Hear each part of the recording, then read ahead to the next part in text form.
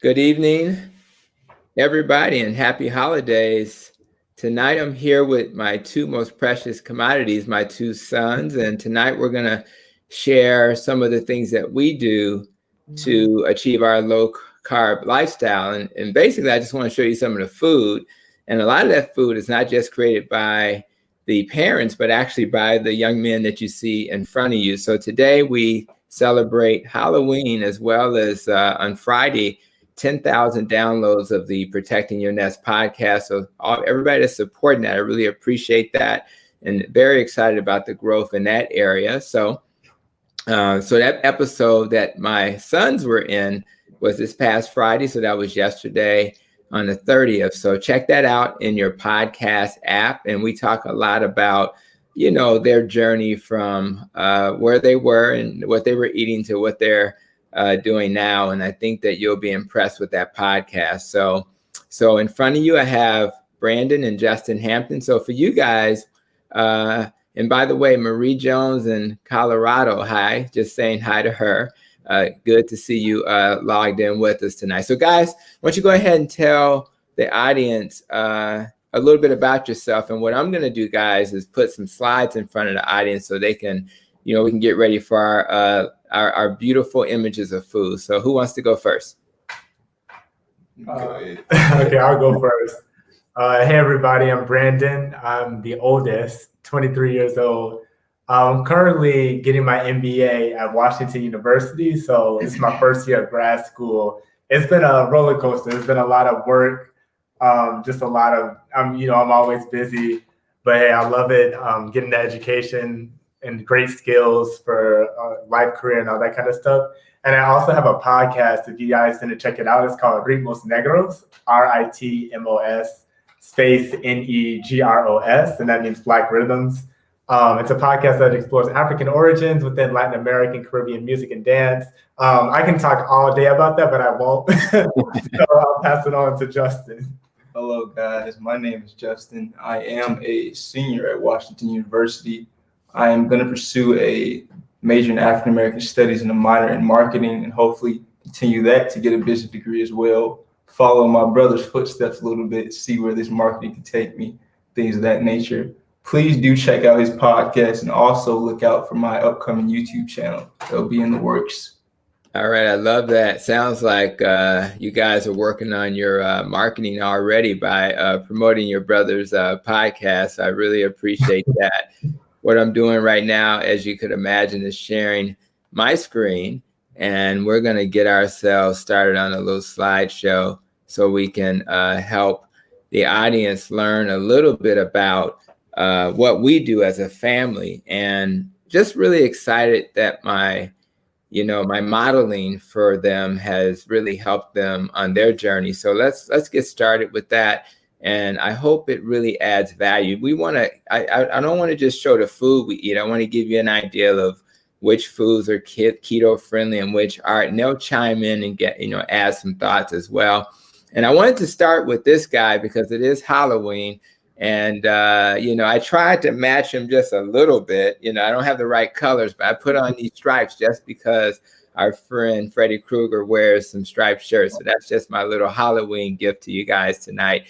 I do want to remind you guys that I do have a website, drtonyhampton.com, but I particularly want to do it tonight because the little link right here, this is on a phone. It looks a little different on a computer. You click on that little link right there. And when you do that, you'll have an opportunity to see other things like the podcast, but more importantly, under recipes and Diet Doctor, we're going to add some articles under recipes. We're going to add some recipes, of course, but under Diet Doctor, there are some links to some very helpful information that'll help you get food lists and things like that to help you on your journey.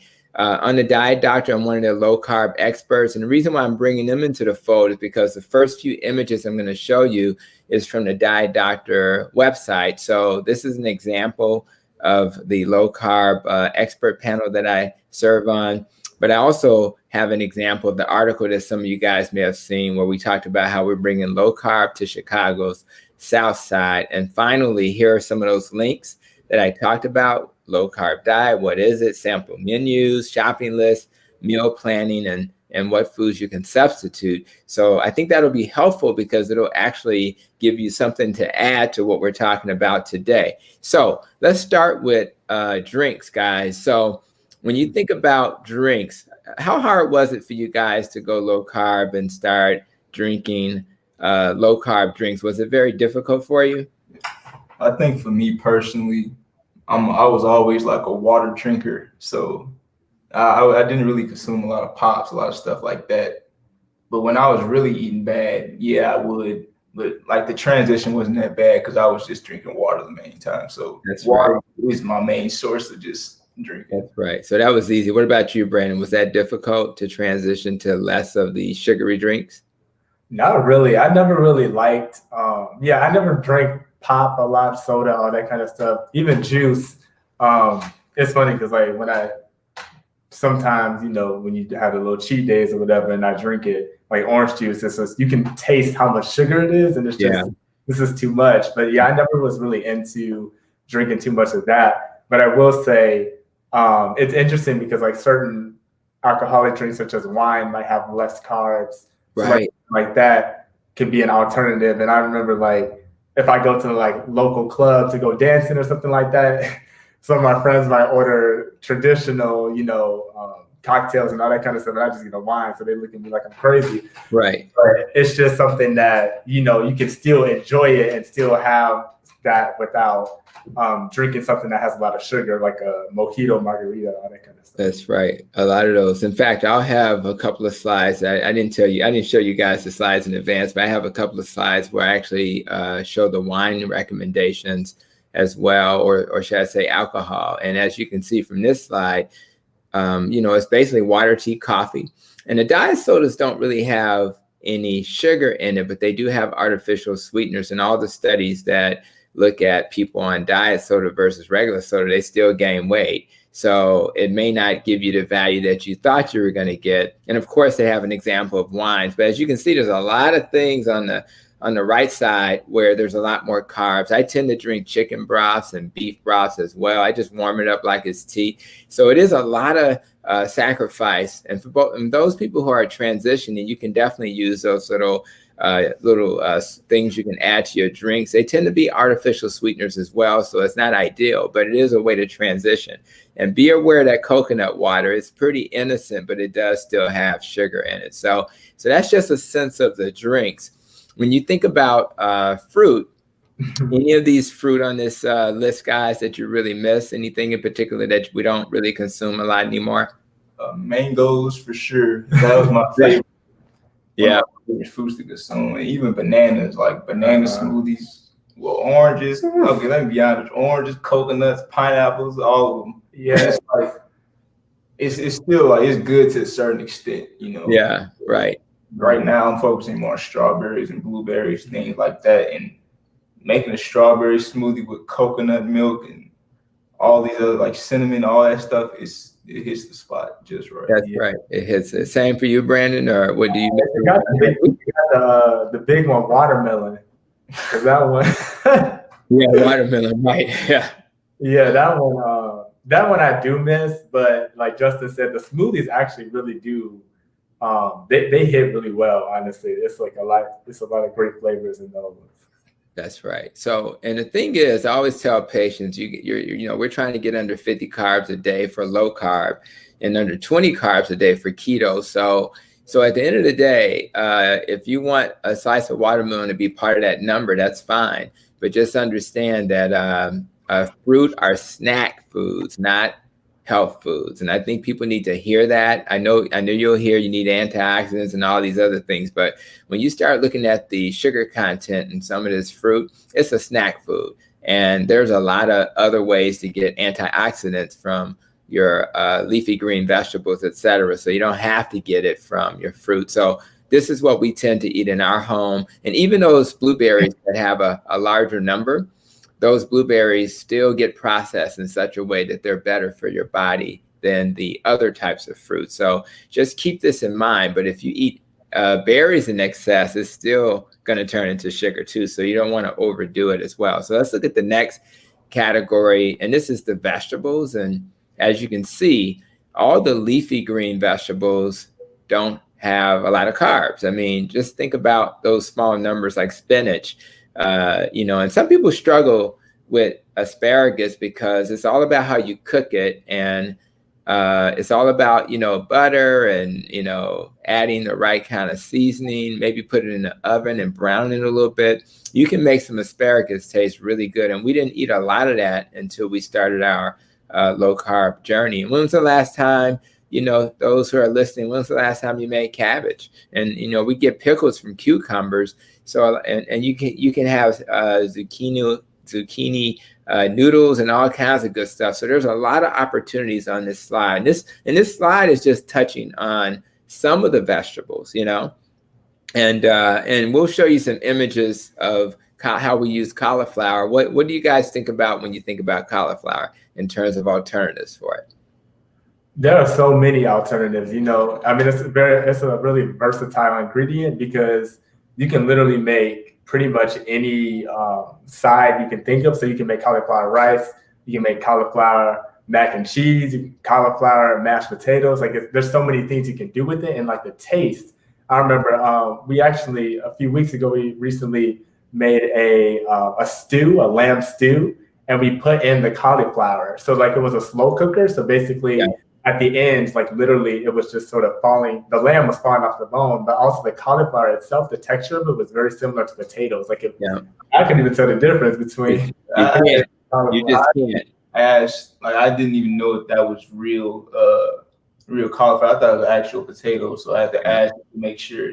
Right. And when you smash it against those who cook soups, one of the soups that we've made in the past is a soup with, it was really a potato soup recipe, and it had Italian sausage in it. It had potatoes. We replaced it with cauliflower, and I think it had kale, and you use cumin and all these really delicious herbs. And what happens is the cauliflower becomes the flavor of that juice, right? And the same thing happens with a potato. And what anybody listening needs to understand is that the potatoes and the rice, those things don't have flavor at all. So if you season these things and put them in an environment where you do a good job, they're going to taste just fine. Rice is more of a filler, and potatoes don't have a taste. So just keep that in mind.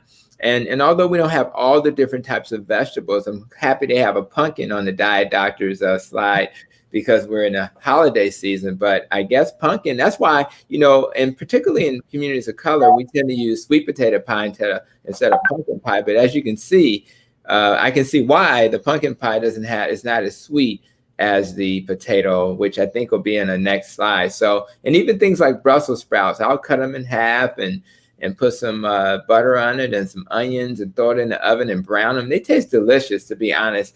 When you steam them and, don't cook them really well, it doesn't taste as good. We eat green beans often. So this just gives you an idea of what's possible. And imagine how much food you can eat if you think about 50 carbs, right?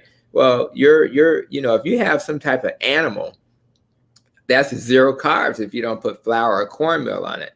So you can eat a whole lot of sides and not go over 50 as long as you're eating the right vegetables. Now, those were above ground vegetables, and now these are below ground vegetables, and most of us want to stay above ground. So if you want to stay above ground, you need to eat vegetables that are above ground and avoid the below ground. So again, if you look at these options in front of us, carrots are a little starchier. Onions are, but you're not going to eat a lot of them, so I don't really have a problem with onions. The ones we really worry about that are below ground are the sweet potatoes, the regular potatoes, parsnips, and things like that. So leeks are probably okay if you're not eating a large amount, but just keep those things in mind. And some of these vegetables, my boys probably had in their soups and things because we were vegetarians for about 6 or 8 years.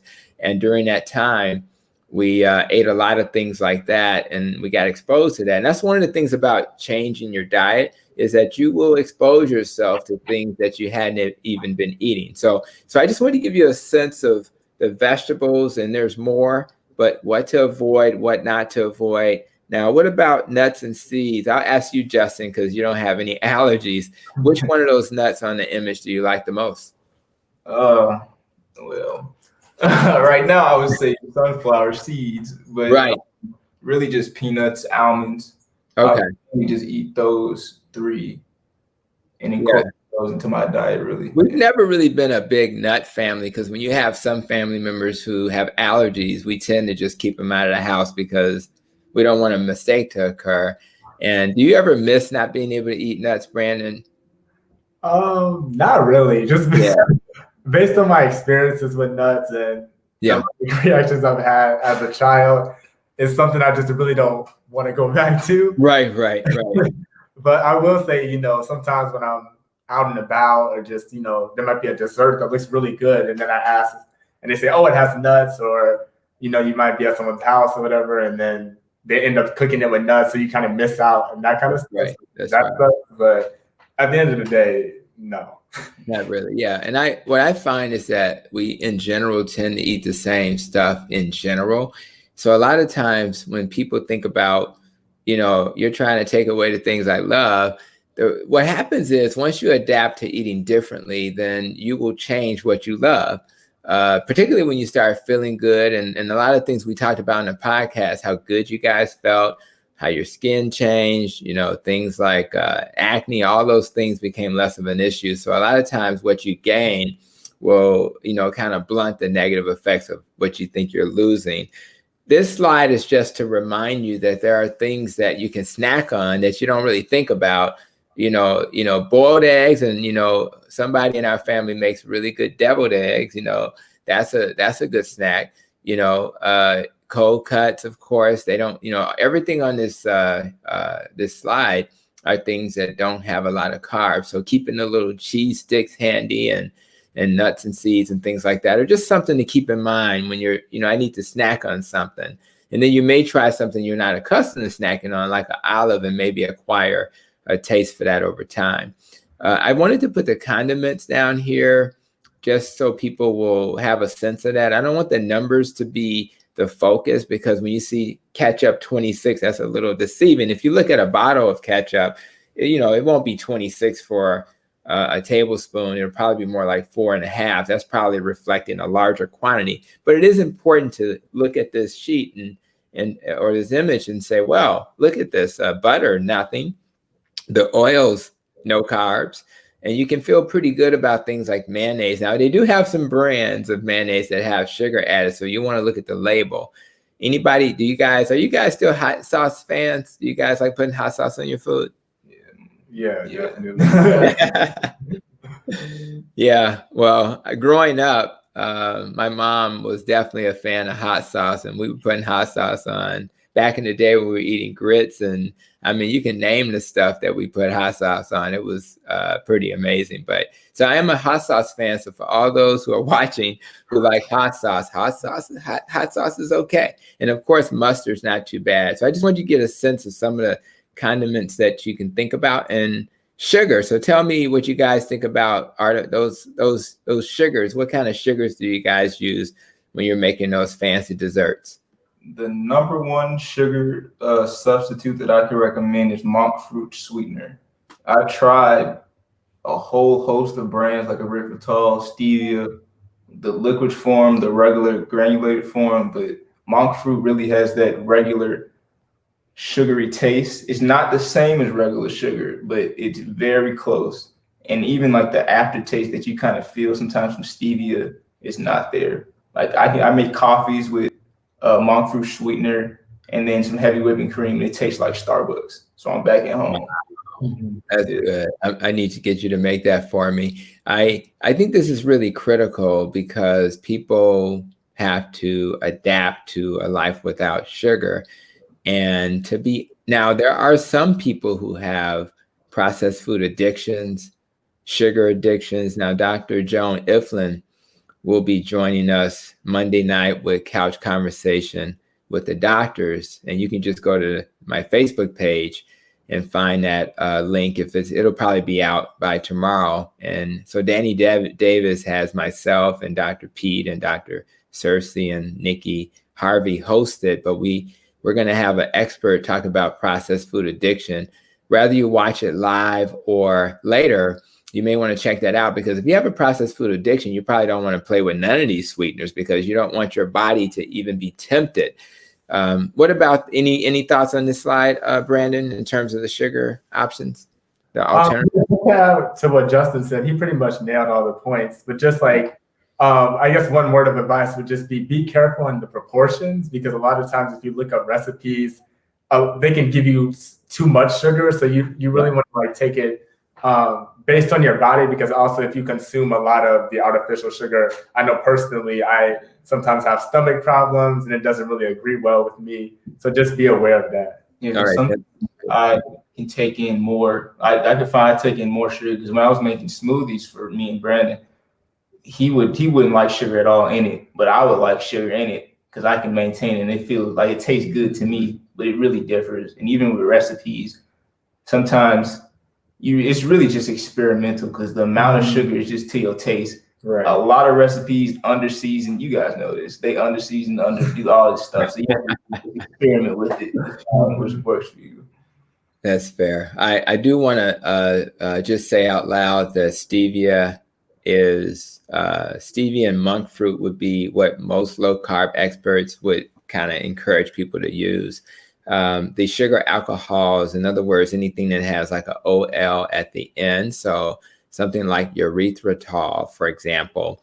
And be careful when you get monk fruit, ideally, you're going to get one that says pure monk fruit, because they will put a sugar alcohol in it.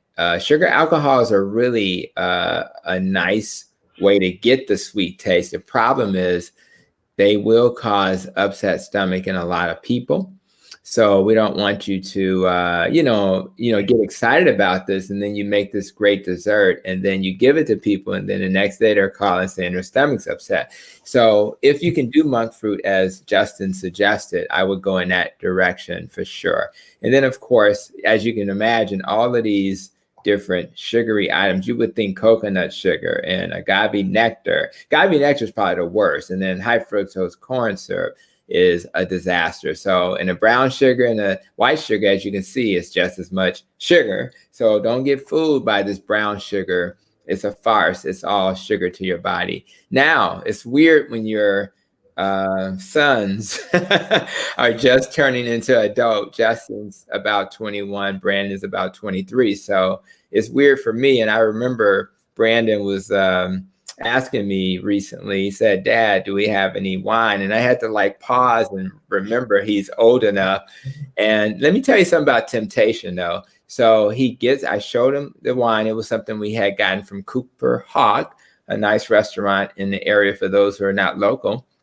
Wonder if we have some Cooper Hawks in Colorado, for example. But this is what happened. So I showed him where it was. He got a glass. He had a glass. Everything's fine. The next day, I open the refrigerator and I see that wine. And the next day, I see that wine. By the time I got to the third day, guess who was drinking wine, right? So one of the lessons I learned in that moment is that if you have temptation in front of you, it's hard to resist. So although having a little wine is okay, I'm not much of a drinker. But I just couldn't resist. I just kept looking at it and I wanted to taste it, and it was delicious and sweet. But when you look at this slide, and I think Brandon had spoke about it, a lot of these Chardonnays and wines, if they're dry in particular, they don't have a lot of carbs. And we generally recommend no more than 2 glasses of alcohol for a man and 1 for a woman. So any thoughts about this slide, guys, before I go to the next one? Just one thing I actually just thought about in the moment was like, if you actually, I haven't tried this personally, so take it with a grain of salt, but if you want to try something unique, you could probably replicate a cocktail recipe, but just use artificial sugar instead of real sugar. I'm just thinking like a mojito recipe, and like, yeah. So like for Justin's birthday, I made a mojito, but I use actual sugar. But you can just replace it with artificial sugar because the ingredients are pretty simple, just like lime, club soda, the rum, and like pretty much that's it. And then you just add the sugar. Yes, that makes a lot of sense. So I think that's a good thinking off the top of your brain, because really this whole lifestyle is about replacing and finding alternatives. So that just makes a lot of sense. So when it comes to what was really weird for my brain, is the fact that the hard liquors have zero carbs. It's like amazing. So not to encourage you to drink harder liquors, just so you'll understand that. Then when you go to the right on this slide, and obviously if it's rum and Coke, that explains. If it's vodka and orange juice, you can kind of see where the sugar's coming from. I don't think you guys are big hard liquor drinkers, but I do think that this is just good to know as it relates to that. Now, this is something you guys may have gotten into. A lot of people who are kind of new to alcohol get the little coolers and stuff. So have you guys experimented much with those? The closest I would say is like Mike's Lemonade and things like that. But yeah, usually, I don't really like do that because it's more just, it's like what you're trying to go for, I guess. Like, right. Like that's more taste than yeah. Right. Yeah. And then it's still like it's just so sugary. And I think that's one thing about just this diet that I really appreciate is just how much you can really taste. Like when you go back to eating regular, like if you have your cheat day, it's gonna taste different. Trust me, not in a good way. But you're gonna be like, okay, let me get back to keto as soon as I can because carbs do taste differently. And you can taste like the sugar that really it's so sweet. You just like, it's nasty now. Yeah, it is. Going to school in New Orleans and those daiquiris, right? And I think they're just too sweet now. So I think your taste buds completely change.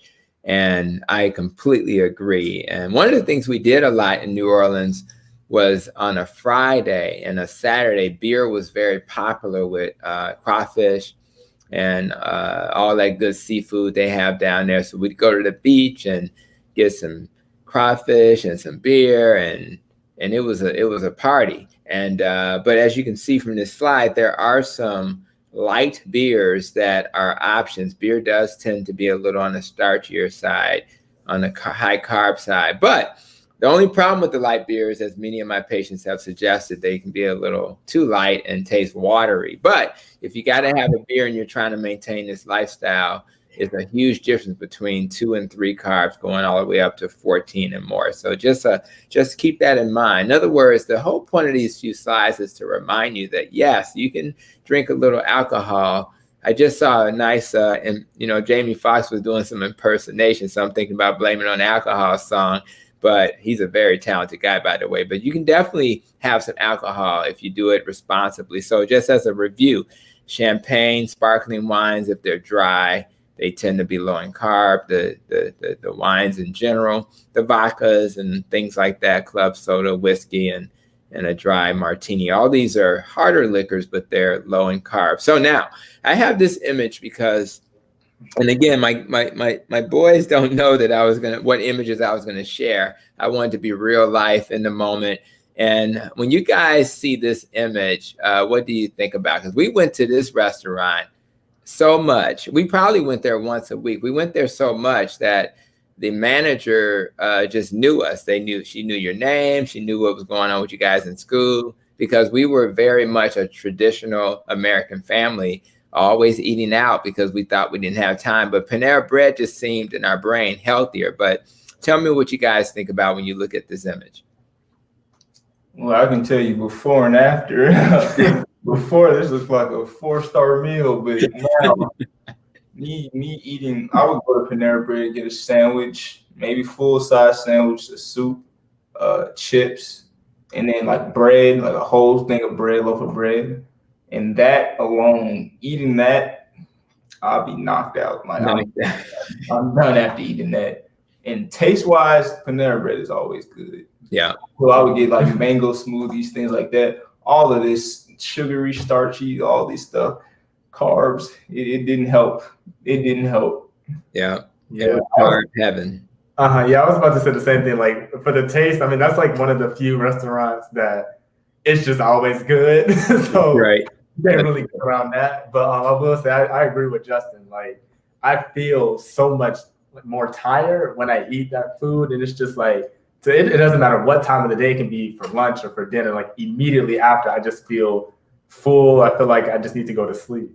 That's right. One thing also is like my taste buds, I feel like have changed in that eating Panera Bread in the past, there were no faults in a sense, but now the bread I can kind of I just sense certain things about it, not the fault Panera Bread, but just bread in general. I sense certain things that the taste itself, it isn't that same taste I thought it was. Right. Interesting. Well, I when I found this image to share in my phone, I also found this image, Brandon, and you probably remember this one. And I remember how much you love the bread. And it's so funny because it's kind of a hard bread on the outside, but it's just bread. It's just an addictive food. So I remember this image and wanted to give you a big flashback. But let's go into some of this keto stuff so people will understand. Even if you look at this image, you know, it's got the you know, kind of like the broccoli, the nuts, the cheese, the avocado, and the berries, because keto folk, we like berries. So that's why that image was an impressive image. So Justin, you got to say something about your brother, because we were smiling, but you were he wasn't. What you gonna say about your brother in this image right here? I don't know if he was not excited to be outside. This was a good day. It was a good day because this just opened my eyes in terms of our progress. Like this is where I believe this is where around the time I started doing keto. So this is where I to see a lot of results, just myself building myself up mentally and physically. That's right. What does this memory do for you, Brandon?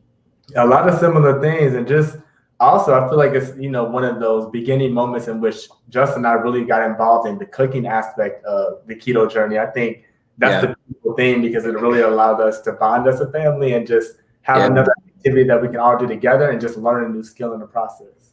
It's so funny you would say that, because look at the next slide I have. There you go. So you remember this when you guys were helping to prepare the meal. So I was really wanting to make sure that you guys could, you know, feel comfortable. And I want to say this also, you know, you guys weren't really cookers when you were younger at all. We were so busy focused on surviving Providence St. Mel's on the west side of Chicago and getting grades to get you guys into college and now graduate school for you, Brandon. We just didn't focus on that, but it didn't take no time for you guys to go from not being cooks to really not only cooking, but killing it. So I just really would say to anybody listening, whether it's you or somebody in your family, it's never too late to learn that skill. And I would argue for many meals, they outcook the parents. They really, because they do a little bit more experimentation. And we're just kind of doing the traditional Lowry seasoning salt stuff where they're kind of going to the next level. And this is Justin, who decided on this day that he wanted to get something sweet on his ribs just to try it out. And that bottle, it may look familiar to you guys.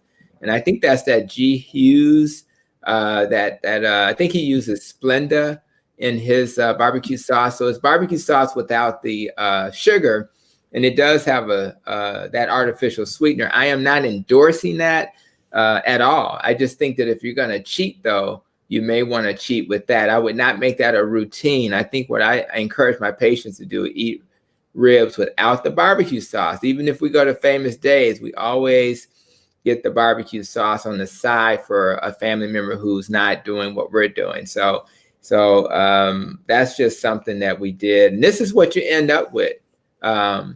And I don't know what you guys think, but when I see that image, it makes me hungry. And there's no barbecue sauce. And you got your ribs and your Italian sausage and your chicken. And I don't know that there's anybody that would look at that and say you're sacrificing. There's no sacrifice doing keto or low carb or carnivore. These are delicious foods, and there's nothing to lose. And they are a complete source of protein. The only source of protein as a vegetable that's close to complete is soy. And it still pales in comparison. And one more thing I want to say. Beef is probably a better source of protein than chicken and turkey. I know you've been told that, chicken and turkey is the better. No, that's not really true. Beef is better. And probably the best source is organ meats. But I know a lot of people struggle with that. But I just wanted to make sure you guys understand. Colorado is cold, right? And so what do you do in the winter? Well, this is what we do. And what I love about my boys, again, they come up with all these great ideas. And one of the ideas is this idea of, well, we're not going to put barbecue sauce on it. We're going to put a rub on it. Now, I don't have this recipe in front of me, but this recipe it has all kinds of good spices and herbs. That's all you see.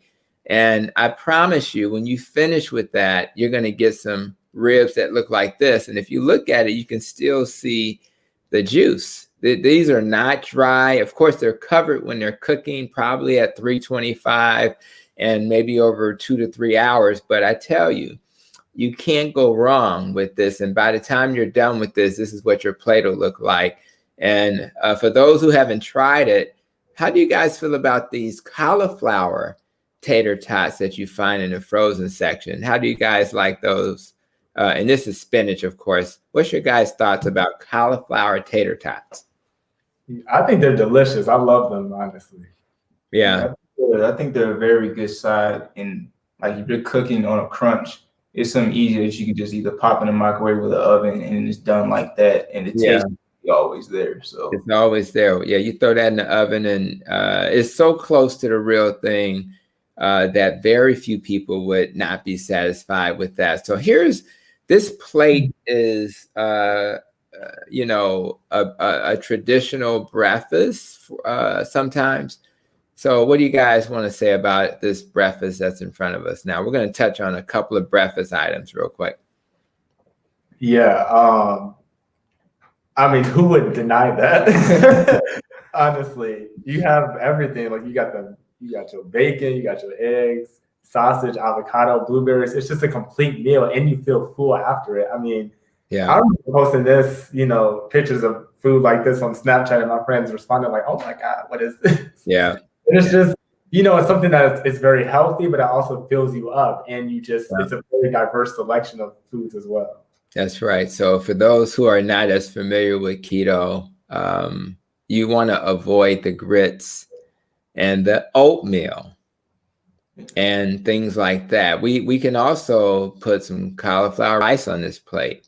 We can put tater tots on this plate. So you really do really well with this type of eating. You just don't want the toast and the grits, the oatmeal and things like that. Of course, you don't want juice with this. We're not drinking juice, we're drinking water. So we're going to eliminate, because truth be told, 38 carbs in your traditional soda, but it's 32 carbs in any juice you consume. So even if you're giving your babies juice, you're basically giving them sugar. 38 divided by 4 is 9.5 teaspoons of sugar. 32 is, you know, we're looking at, you know, 7 to 8 teaspoons of sugar. So what's happening is you're just drinking sugar. And again, if you're diabetic, you already know this because you drink orange juice to raise your sugar. So stop drinking all those juices. Stop drinking all those sodas. Let's get to water, tea, coffee, chicken broth, beef broth, things like that. Here's another example of the tater tots. And I remember, I think me and Brandon had this for breakfast, and actually that's not even a sausage. Guess what that is? I actually went to Walmart, and when I went to Walmart, they had a power outage, so they only had the frozen beef patties. So and by the time you cook them, they shrivel up and look like sausage. But so these are 2 beef patties with cauliflower tots that you all get from Walmart and some eggs. And this whole plate is probably because the only carb on the plate are the tater tots, right? You're probably looking at 7, 8 carbs for the whole plate. You can't go wrong with that. And these are examples of why you're not suffering.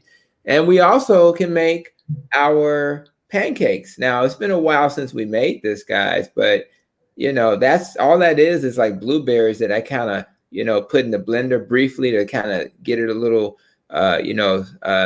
ready for this to be like a topping. But the pancakes, you can make pancakes with eggs and things like that. You don't even need batter at all. So if you're not familiar with that, you can go online and just type in low carb pancakes, keto pancakes. You get all these great ideas. And you guys remember when we had this meal? Mm-hmm.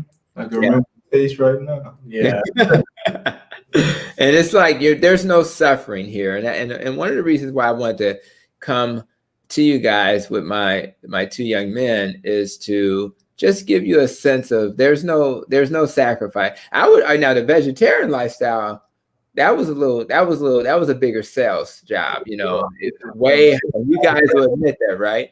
What's up with this pizza? Does that not look delicious? Oof. Yeah, I know.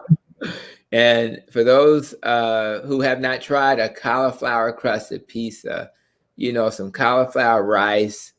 And I made a video about this with some, I usually use Parmesan cheese. So you get rice cauliflower, some Parmesan cheese, and put all that together in the oven. I think you use an egg. I think that's all you use, those 3 ingredients. And I think for every 2 cups of rice cauliflower, 1 cup of Parmesan, and also 1 egg, something like that. And the reason why this is important is because the stuff on the top, that's Italian sausage and some green peppers, red peppers, and things like that. There's not a lot of carbs there. So if you get a slice of pizza from one of your favorite restaurants, 1 slice could easily be, 12 to 15 carbs or more, some up to 20. And you'll be looking more like at, 3 or 4 carbs for a slice here. So you can eat the whole thing and not even get close to your target. So I just want to show you what a pizza, and what we do is we can certainly make the pizzas different. We use parchment paper, and we get it done, and we love it. So what do you guys think about this dish right here? Yeah, this is a fan favorite over here. Like Right. This is the go-to, and it's very simple. It's very easy to make too, which is nice. What do you want you walk through real quick what you do when you make this? You remember the steps? Yeah, so it depends. You can go 2 routes with it. You can either have frozen cauliflower or fresh cauliflower. The frozen is just easier, but usually you can get about like 3 or 4 bags of frozen or like 2 cauliflower heads, and you just sort of cut them off and then put them in the pan. I usually use a glass pan, and you want to warm it up for a few minutes to just get it a little bit soft, because usually cauliflower, it can be really hard. But before you put it in the oven to warm it up for a few minutes, put some salt and pepper on it, and then put like a whole stick of butter, put it in the microwave first, and like pour it and drizzle it all over. Then you're just going to put it in the oven for a few minutes. And as that's sort of cooking a little, then you want to get out a pan and you want to put some heavy whipping cream. I usually use just a cup of heavy whipping cream because sometimes I end up having too much sauce in the end. So I would say start with like a cup of heavy whipping cream and like maybe a half stick of butter, and then stir that around until it melts and mixes. And then you can add some cheese, and I'd use like a handful because you want to add a lot of cheese. Yeah, as much as you want. Exactly. You salt and pepper that until it's really nice and cheesy and the consistency is right. Then you take the mac and cheese, you take the cauliflower out of the oven about 15 minutes, and then you pour the cheese just on the top layer because, like I said, you don't want to add too much because if you do, at the end, it's going to be too watery. Yeah. But once you do that, then you want to cover the everything basically with just shredded cheese. So you just plop it all on top. And like I said, use a lot of cheese because that's what the flavor is. Yeah, and then I would recommend with the cauliflower just cutting it up very small, because when the smaller it is when you bake it, when you take it out and let it cool off, cutting it open, it's just pieces that are stuck together. Everything's together. The bigger the pieces, it kind of falls apart more. That's true. Yeah. And then you like cook it for like 45 minutes to an hour and then you're good. Yeah. And you'll know it's ready because it'll start to brown.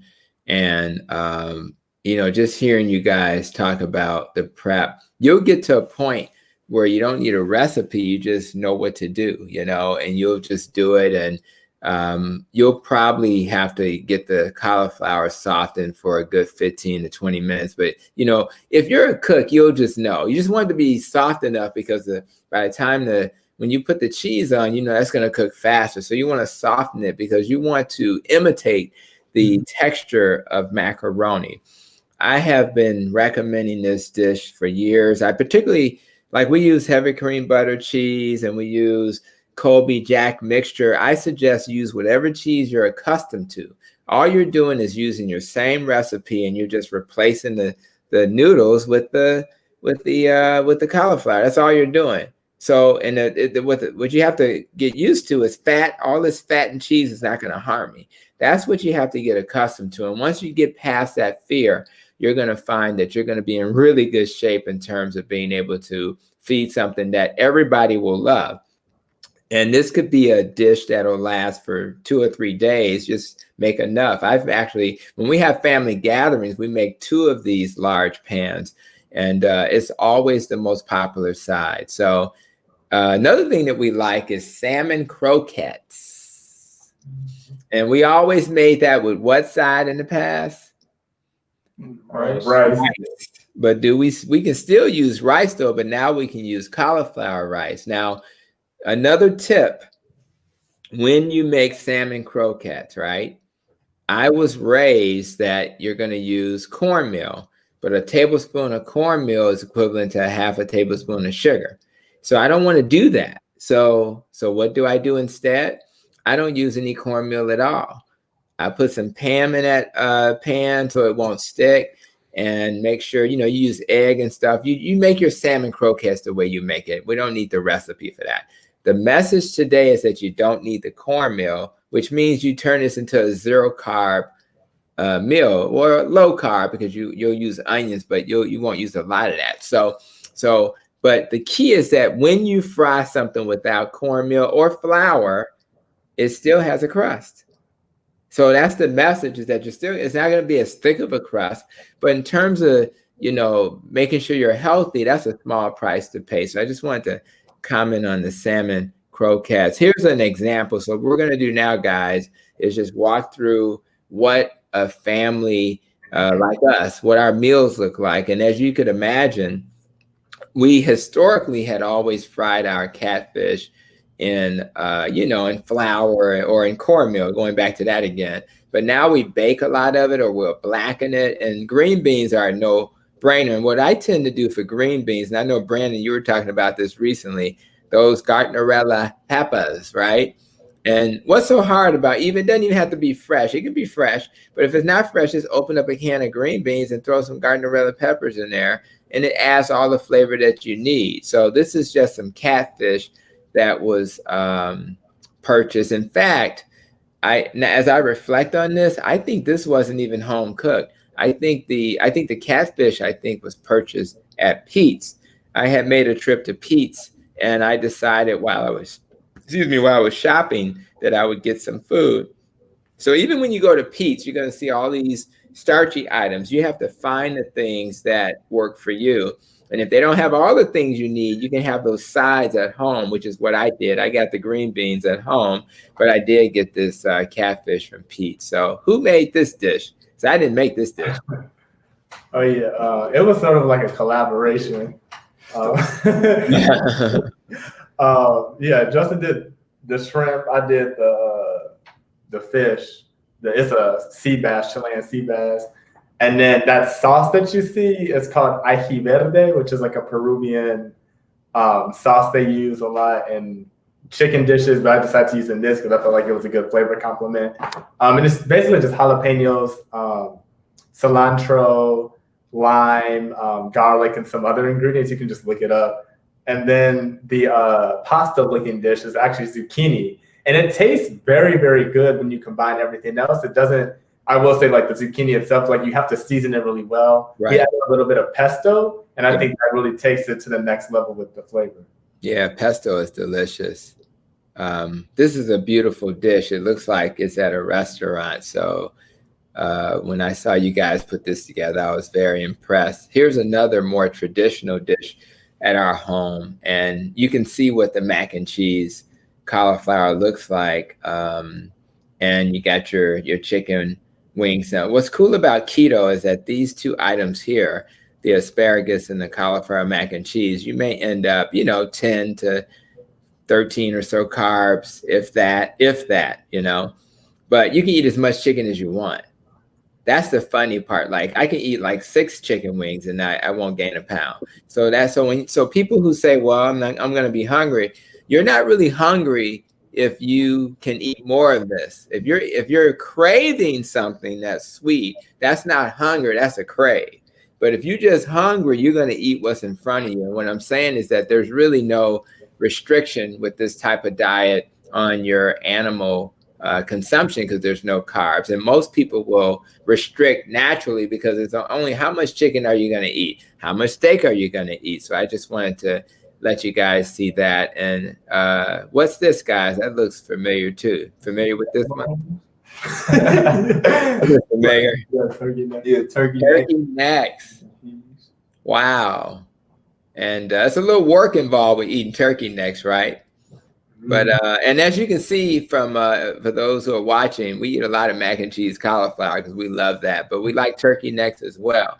So, and you got your greens right here. So this whole plate, guys, 10 carbs, So when I tell people do less than 50 carbs a day, you can probably eat 5 of these plates and be at your goal. I want to pause and let you think about that for a second.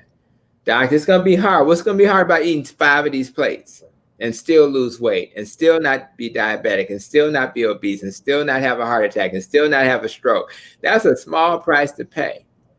And you can put hot sauce on those, and I'm sure we did. They should have a picture of a hot sauce bottle on the next slide. So just want to say that this is not hard, guys. Now, I wanted to share this because I think, was that you, Brandon, or Justin that shared this recipe with me? Oh, yeah, I shared it with you. Okay, so now, so I share this because a lot of times people say, well, I'm bored, but what they do, first of all, when you eat, you already eating boring stuff. You're used to eating rice, potatoes, and corn, but you're eating the same stuff already. You're just accustomed to that. Now, having said that, if you're eating chicken as one of your favorite things, let's just say you don't like beef, you don't like pork, that's fine. What Brandon taught me, I'm too busy to look up recipes. So Brandon brought this recipe, and because he cooked that night, I can't remember when it was the first time you did this. And I was like, what's up with this sauce? And I said, you're just so fancy. And then all he did is he took the recipe and he coated the chicken, as you see here. And next thing you know, we had a chicken that had a completely different flavor than the chicken I was accustomed to. And I'm going to tell you something, it really matters. And the thing I really love about this image is that all of these things, I can't remember what was in the recipe. Do you remember any ingredients, Brandon? Oh, yeah, there's so many. There's a lot of spices, the salt, pepper, cumin, oregano, lime zest, lime juice, different things like that. A lot of sort of citrus flavors, like that. And what's cool about that is I remember finding a recipe years ago, creating a dish with it, and then all those herbs would just sit in the cabinet.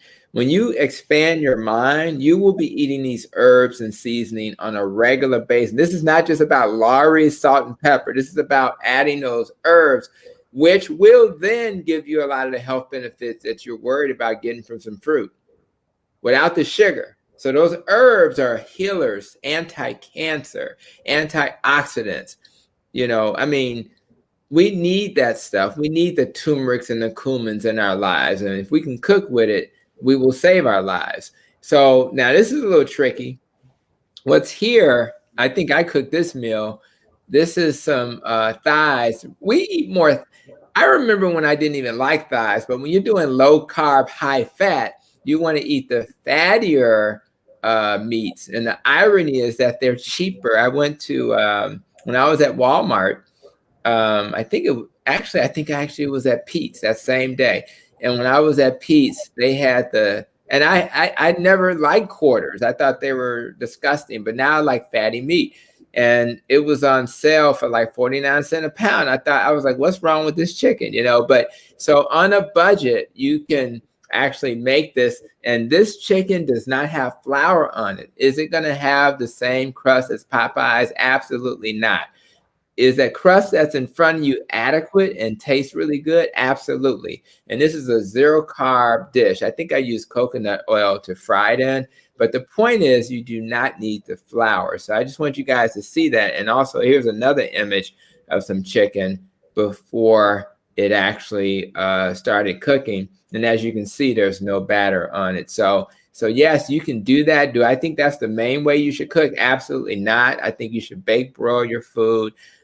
Use things like that, the air fry, all that kind of stuff. But if you decide you got a taste for it, because Wingstop does not use flour.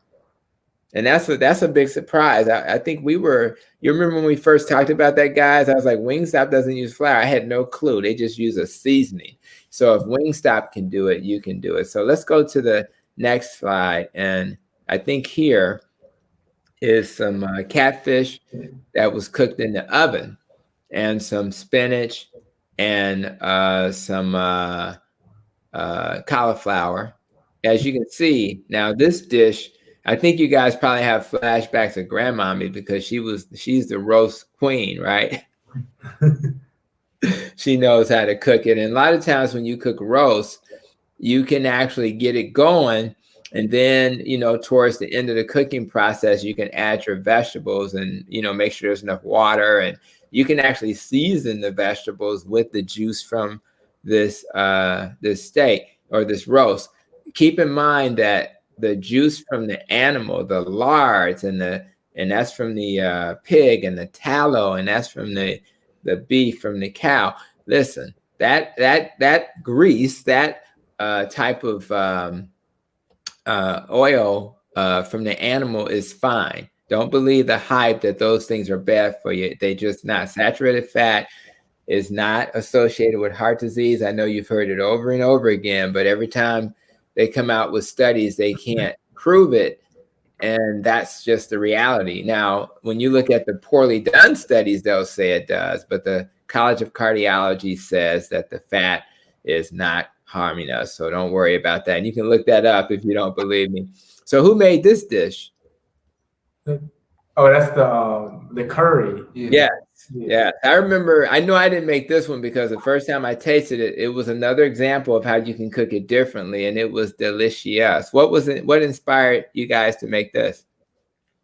Yeah, so it was basically just like us being interested in, we really love trying food from different cultures and just exploring our palates and, messing around with like different foods like that. And there was this Indian restaurant we used to go to when we order out sometimes on our cheat days. And we just love the curry and all that kind of stuff. And it's just such a strong flavor with it. So we decided, why not just create our own? And let me tell y'all, this recipe is intense.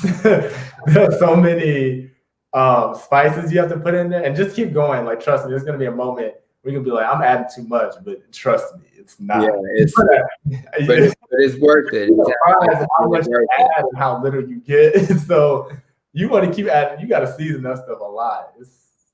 That's what I'm talking about. So I just want to just comment on people who are, Marcia. I'm looking at my phone. I want to say thank you she says she liked baked catfish.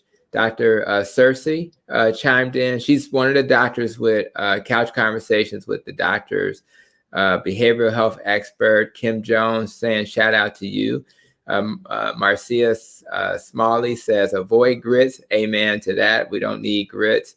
Jacqueline Cooper, very close to her, and she says looks delicious. I don't need the sauce.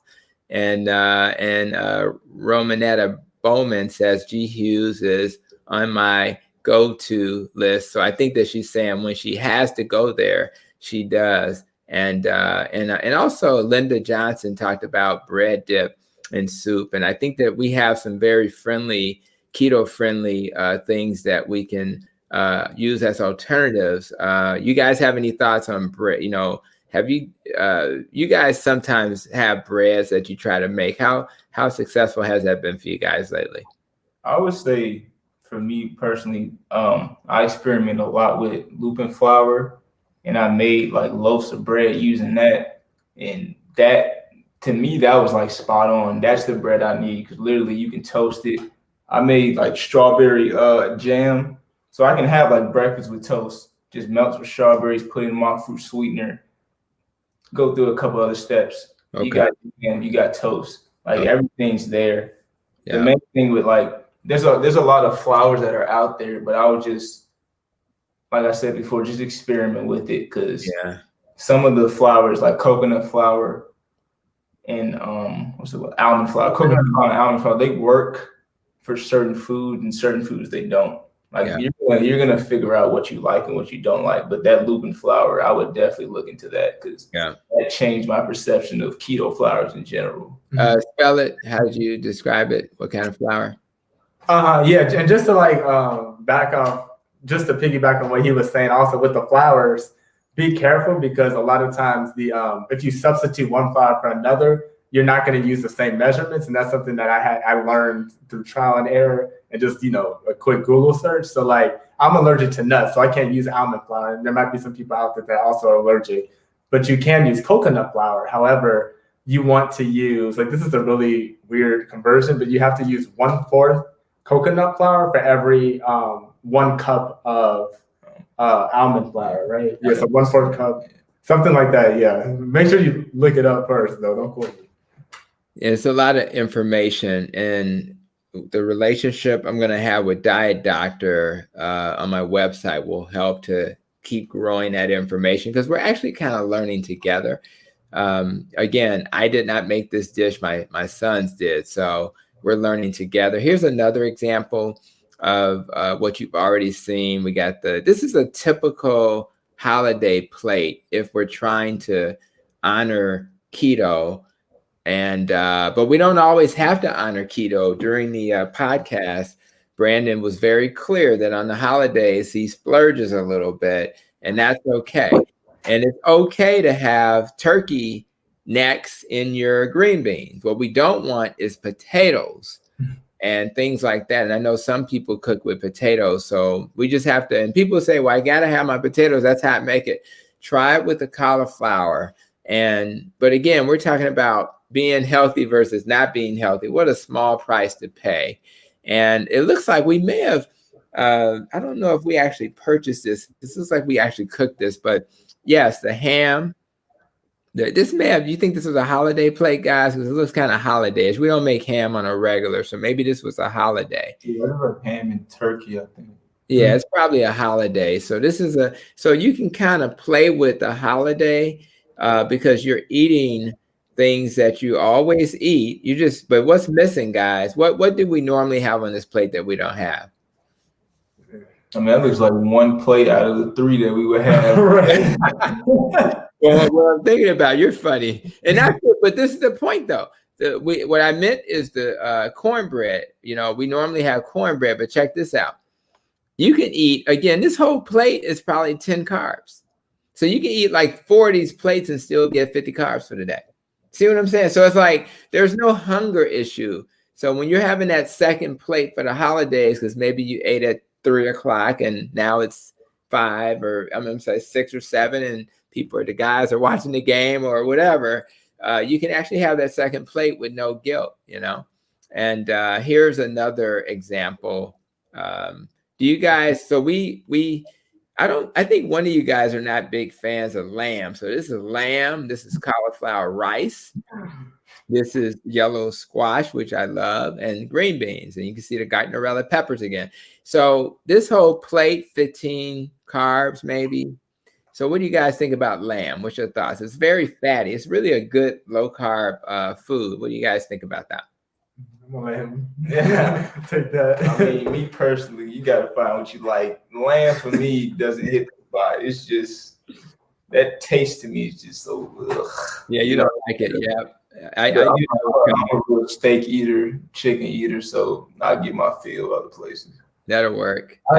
You like lamb, right, Brandon? Yeah, I like it, but I will say it's hard to season because I remember making this one recipe and I put a lot of seasoning and it's still It just tastes like regular lamb. It just didn't do it. Yeah. So I think it's a little bit of experiment. This is when those cooking skills and experimentation kick in. So this looks familiar. Mm-hmm. Anybody know where we got this from? Bueno beef. Bueno beef. So now, I think, Justin, you had an emotional moment during the podcast talking about your favorite beef place.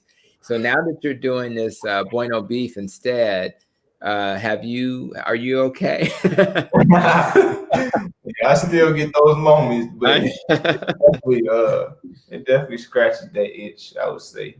Yeah, you still get we learned from the other slides that the peppers are okay, and you got your cheese. We know that that's okay, and you got your beef and your Italian sausage.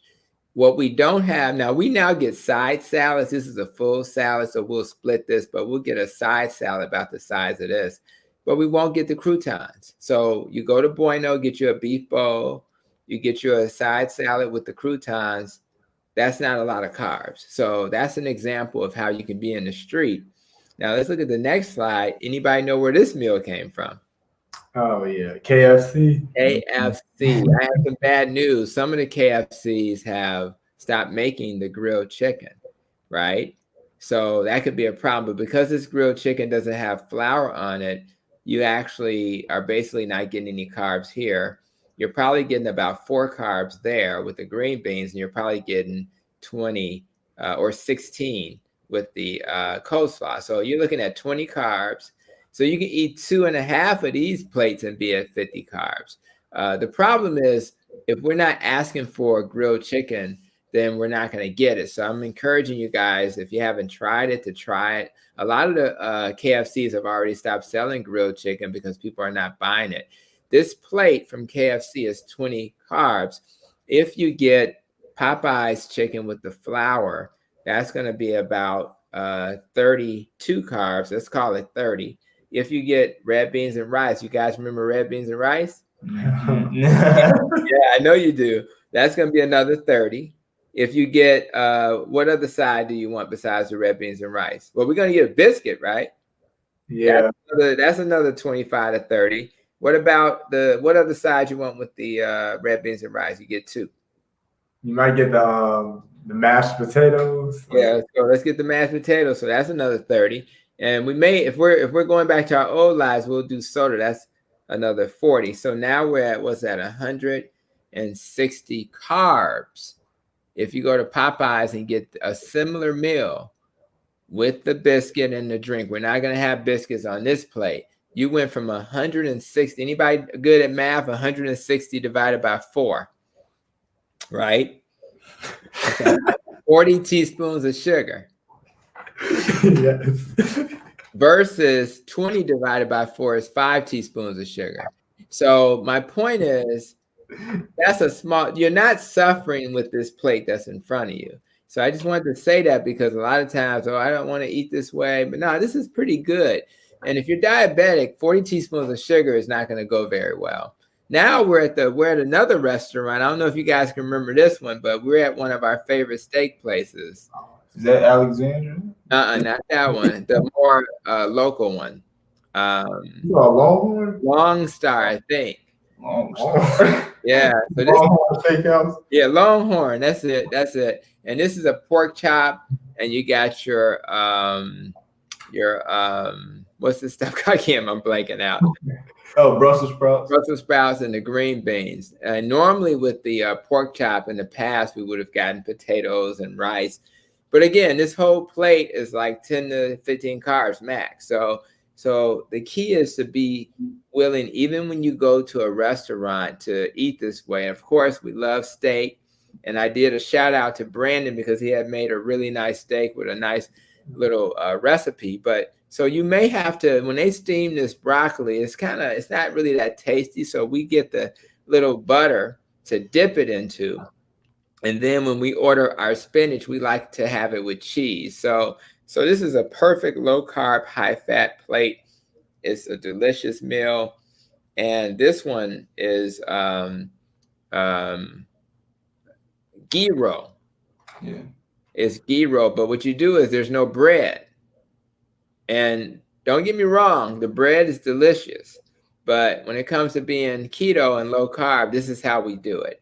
And you just kind of grab a little bit of this and a little bit of that and grab that and dip it and put it in your mouth. It'll still be good, trust me. So that's an example of what you do when you're in the street.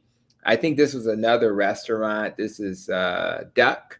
I like my duck to be a little darker than that, but this duck is an example of a meal I had at a restaurant, and I can't remember where that was. Here's some.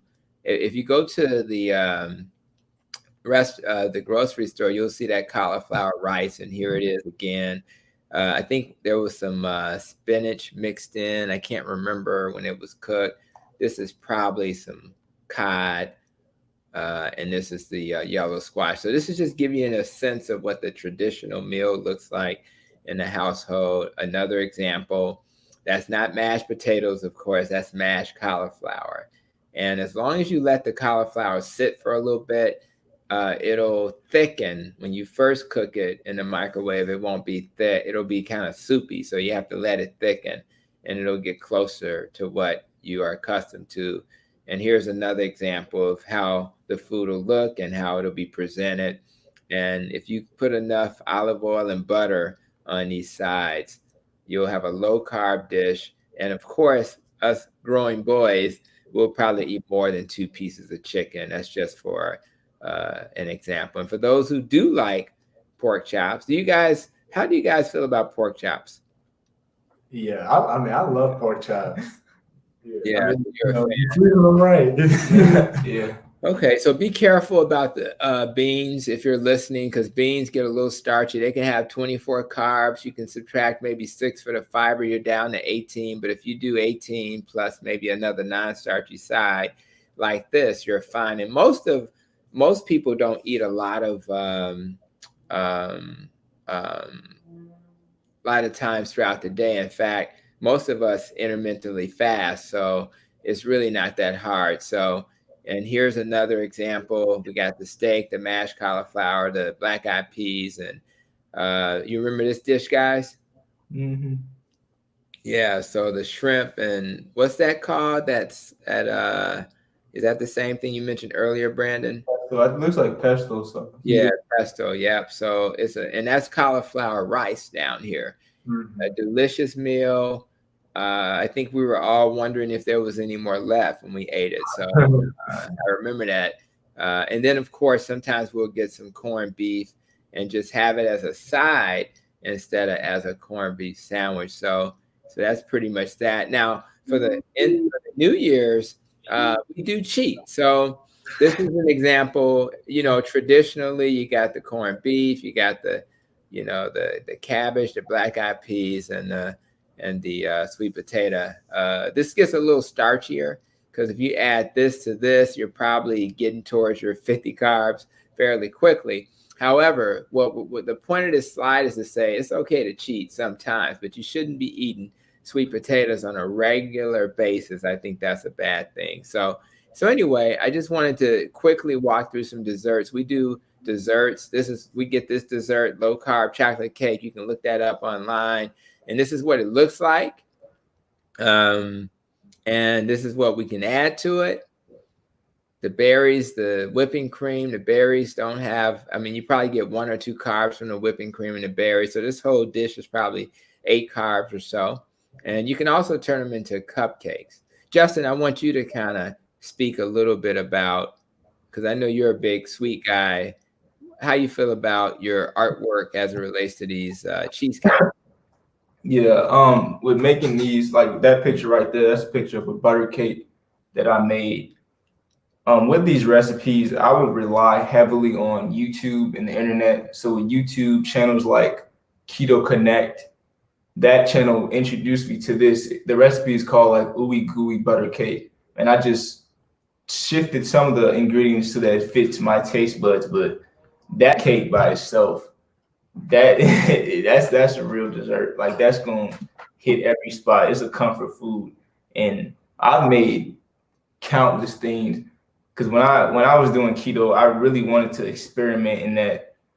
I liked eating cakes. I like eating cupcakes, all types of things. So I needed this in keto for me to be successful. So I found that a lot of recipes that they had, and this right here, this is one of my favorite ones to create. Yeah, it looks delicious, and it's rare that anybody is, not in love with that. What about this dish right here? Yeah, I believe that's still the butter cake, either that or cheesecake. And that on the side is like these peanut butter cookie mangarine.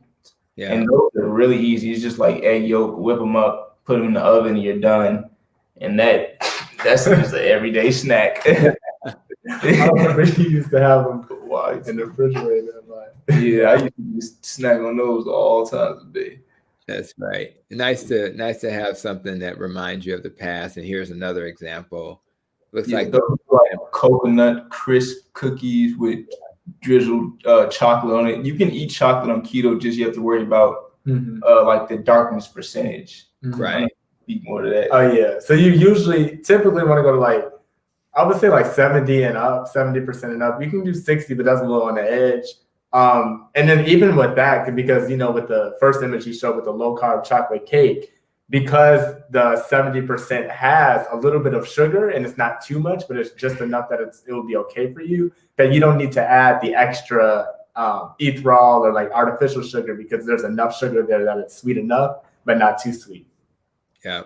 And there's just a rare dessert that you guys put together that I don't like. So I really enjoyed walking through that, because it was like, wow, that's some good stuff. And I enjoyed looking at it. I enjoyed you guys sharing your thoughts on it, because I'm gonna tell you something. It is this whole lifestyle is not really that difficult once you see what you're gonna be eating. And once you see that, you're like, oh, that's not too bad.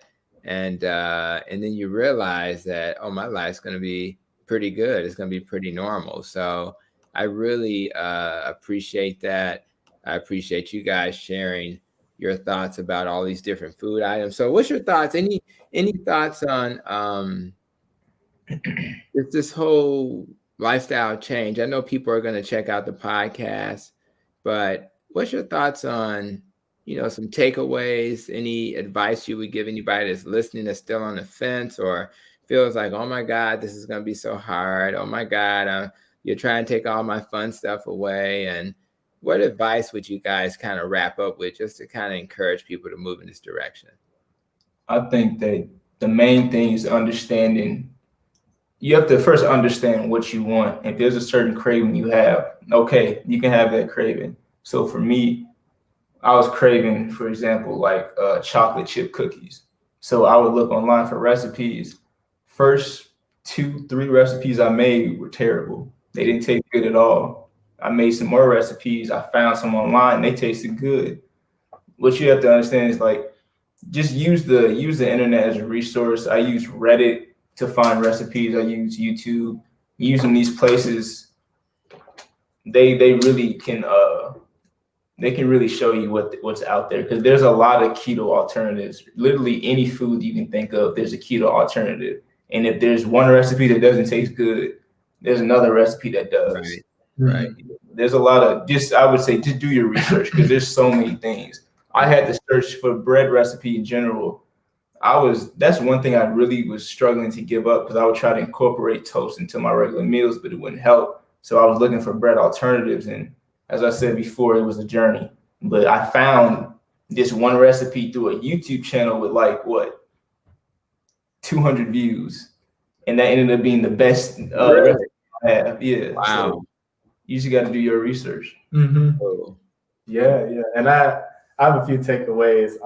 Number one is, don't be hard on yourself. This is it can be something that's intimidating, just cutting out all these carbs. It's definitely something that you might not be used to, something that you might be scared of trying. I would say, as a piece of advice, think about what you eat on a daily basis. Find one thing, just one thing. It can be bread, it can be Pepsi, Coke, just one thing, and try not to consume that for 1 week and just see how you do. Because I bet you that one thing will limit you as far as carbs And it will really just take you to the next step. So I would say like, yeah, don't be hard on yourself. Don't be so, because I know like just from myself, like I'm a person that's very like, oh, I have to get this exact. And I know that was really like sort of detrimental to just like constantly being concerned about, oh, where am I at on the carb count? Like just sort of have fun with it. It's very experiential. And then that kind of leads to my next advice. So just be open-minded. We've experimented with a lot of different recipes, a lot of different ingredients. And, as my dad said, we use a lot of different herbs, spices. Go beyond what you're used to, like try new things. It's honestly like you'll be so amazed when you do that and just how much you can elevate flavor. And just you'll realize that even when you go to restaurants, if you go to Popeyes and get the fried chicken, you just realize like how much like people compensate crispiness for flavor. And it's just like when you actually taste the chicken, it's just salty, but it's nothing else. So it's like try to just, add something else to it. And then on to my third piece and final advice is just surround yourself with supportive people and put yourself in an environment that will lead you to success. And I know that it might be hard if you're living with people that are not doing the diet, because I think that's the hardest challenge for some people. It's like if you're living with someone that's not doing it and it's like, oh, the foods, people got some chips in the drawer, or like, someone's cooking something that smell really good, but always have snacks for yourself, because that will be the make or break. If you do not have snacks, keto-friendly snacks like cheese sticks, berries, any type of strawberries, or just anything like that, then it will be harder. So just make sure that, especially in those beginning phases, that you have keto-friendly snacks. Yeah, this is kind of generic to say if I can do it, anybody can do it, but I like good food. I'm a picky eater, you know what I'm saying? I don't just eat unless I'm hungry, but I don't just eat like nasty food. I want my food to taste good. I want to enjoy life, enjoy food, because food is a part of life. We have to consume it every day. Keto, I found it. The recipes, they're good. They're good for you. Taste good. No complaints. Yeah, and just to add a little bit more to what he said, like he said, food is home. And we come from a Southern family, like that's why we're doing the mac and cheese. That's why we're doing the turkey necks, the greens, and all those different things. And we're just making it like the mac and cheese, cauliflower friendly, keto friendly. Whatever culture you guys come from, adapt. Like it's not like you have to, just eat like bland food. Like you can adapt it to your culture, your background, what you're used to, so it can seem like, so it can be home for you. Yeah, please don't just eat fish and then complain that you're eating bad food. You have to go out and experiment with food. Yeah, I was hoping that the images would provide a perspective, because I certainly don't feel like we have struggled. And I am pleasantly surprised. I was a little intentional with Justin when he came home and I suggested it, but I really didn't think that you guys were going to just on your own just kind of stick with this and all the benefits that you guys discussed during the podcast, which I encourage people to check out. I think that just kind of blows my mind. And some of the things I learned during the podcast, I just didn't know, particularly how it affected you guys like mentally. So I really want to thank you guys for sharing. I hope that somebody will hear this and be blessed, and maybe a younger person. One of the comments from Green, V Green, hi, thank you for sharing your family. It's important, all in capitals. I'll be sure to include my 16-year-old son, Jamari, with these podcasts. So I encourage Miss Green to do that. I think that Mr. And I really want to encourage you guys to listen to Brandon's podcast.